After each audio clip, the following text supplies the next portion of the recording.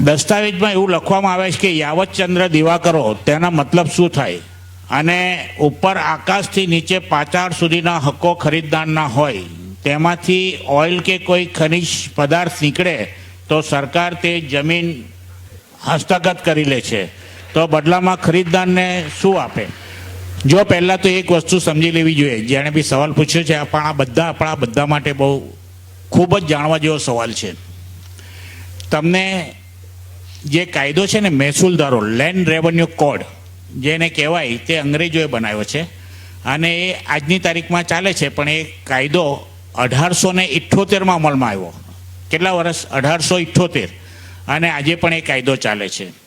અને એનો બેઝિક સૌથી પાયાનો સિદ્ધાંત શું છે કે સર્વ જમીન સરકારની છે, જમીનનો કોઈ માલિક જ નથી. આપણે એમ માનીએ છીએ, આપણે આપણા કોલર ઊંચા કરતા હોઈએ કે આ જમીનના આપણે માલિક છે, પણ કાયદા પ્રમાણે જમીનનો કોઈ માલિક છે જ નહીં. સરકાર જમીનની માલિક છે, તમે માત્ર કબજેદાર છો. અને એટલે જ તમે 7/12ની નકલમાં જોજો, કોઈ પણ 7/12ની નકલમાં માલિક તરીકેનું નામ ક્યાંય નથી લખ્યું હતું, માત્ર કબજેદાર લખ્યું હોય અથવા ખેડૂત લખ્યું હોય, પણ ક્યાંય પણ માલિક તરીકેનું નામ કોઈ પણ જગ્યા પર લખ્યું નથી. તેવી રીતે સિટી સર્વેની નકલ જોશો તો સિટી સર્વેમાં નકલમાં પણ જ્યાં નામ છે ફક્ત કબજેદાર જ લખ્યું હશે, માલિક તરીકેનું નામ લખ્યું નથી. એટલે જે એણે સવાલ પૂછ્યો છે એણે પહેલાં પોતાની ગેરસમજ દૂર કરવી પડે કે આપણે માલિક છે. જો તમે એવા ભ્રમમાં હોય તો જનકભાઈ કહે કે સરકાર અમારી છે, બધી જગ્યા અમારી છે, એટલે તમને અમે રહેવા દઈએ છીએ, તે અમારા ઉપકાર છે તમારો ઉપર. હવે એમાં શું છે, આગળનો સવાલ ચલાવીએ કે યાવતચંદ્ર દિવાકરો એ સંસ્કૃત વર્ડ છે કે જ્યાં સુધી ચંદ્ર અને સૂરજ તપે ત્યાં સુધી તમે માલિક બનો છો. જેને આપણે અત્યારે જે ભાષામાં લખીએ છીએ તે હર હંમેશ અને કાયમ માટે તમને વેચાણ આપી છે. તે પહેલાં એવું લખવામાં આવતું હતું કે યાવતચંદ્ર દિવાકરો એટલે ચંદ્ર અને સૂરજ તપે ત્યાં સુધી તમારી આ માલિકી. અને એટલા માટે શું છે કે બીજો એક સિદ્ધાંત છે કે જમીનના માત્ર તમે કબજેદાર છો, તમને એ જમીનનો ઉપયોગ કરવા દેવામાં આવે છે, અને એ તમે જે જમીનનો ઉપયોગ કરો છો તેનું તમારે જમીનને સરકારનું ભાડું ચૂકવવાનું હોય છે. તમે ખેતી કરો તો પણ ભાડું ચૂકવો, તમે બિન ખેતી કરો તો વિશેષ ધારો ચૂકવો, એમ તમારે ભાડું ચૂકવવાનું હોય છે. એટલે મહેસૂલ તમે જે ચૂકવો છો તે જમીનની ઉપજ જે મેળવો છો તેનું સરકારની માલિકી તરીકેનું વળતર તમે એમને આપો છો. એટલે જમીનમાં જે કંઈ છે તે સરકારની માલિકી છે, માત્ર તમે તેને કબજેદાર તરીકે માણી શકો છો.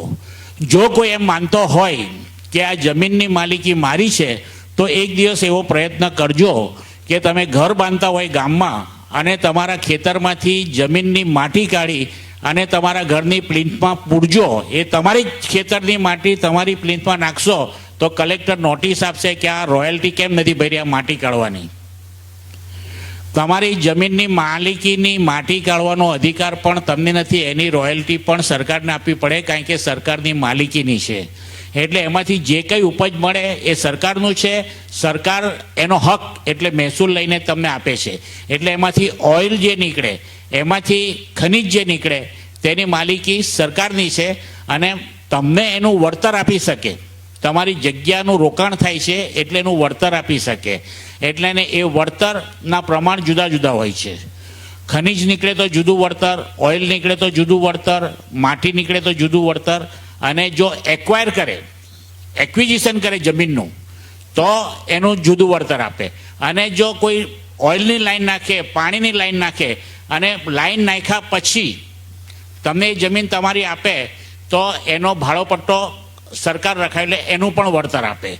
અને અમુક કમ્પલસરી એક્વિઝિશન છે. દાખલા તરીકે તમને હાઈ ટેન્શનનો લાઈન નાખવાની હોય તો તમે એને ના નથી પાડી શકતા, તમને પૂછ્યા વગર પણ નાખી દે. રેલવેની લાઈન છે એમાં કમ્પલસરી એક્વિઝિશન છે, તમે એમાં ના નથી પાડી શકતા.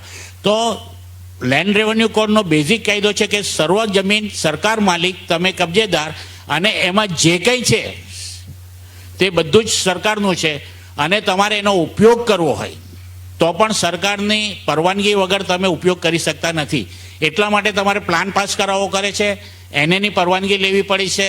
એટલા માટે જ તમારે એમાંથી જે કંઈ નીકળતું હોય, ઘણીવાર કેવું બને છે કે કોઈ જમીનમાંથી બાપ દાદાએ દાટેલો કૂંજો નીકળતો હતો પહેલાં, તો લોકો એમ માનતા હતા કે આપણે નસીબદાર છે કે આમાંથી કૂંજો સોનુના સિક્કા નીકળ્યા.